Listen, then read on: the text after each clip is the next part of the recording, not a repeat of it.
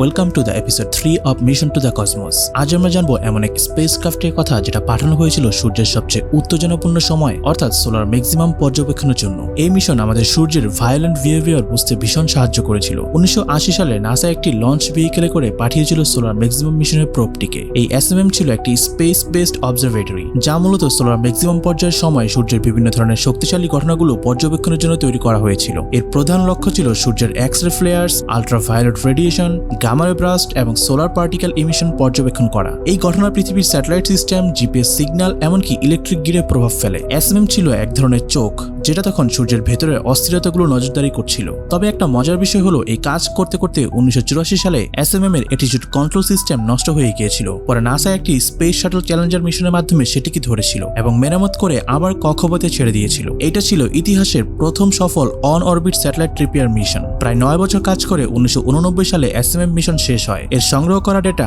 আজও solar physics গবেষণায় গুরুত্বপূর্ণ ভূমিকা রাখে। এই সিরিজের পরবর্তী ভিডিওর জন্য আমাদের সাথেই থাকুন।